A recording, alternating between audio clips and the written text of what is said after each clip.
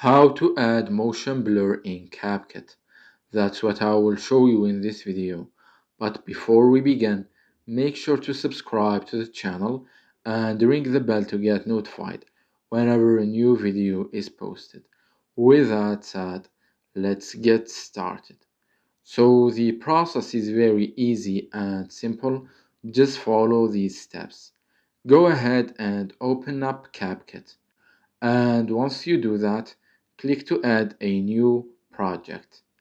After that, select the video that you want to edit and click to add it.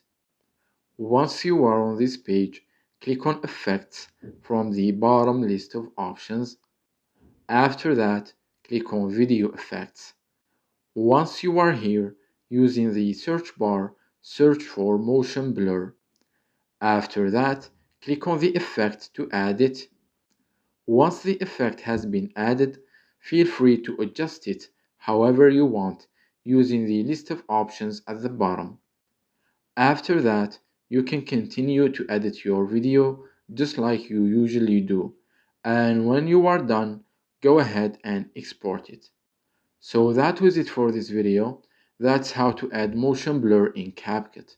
If you have any questions, please leave them in the comments down below. With that said, see you in the next video.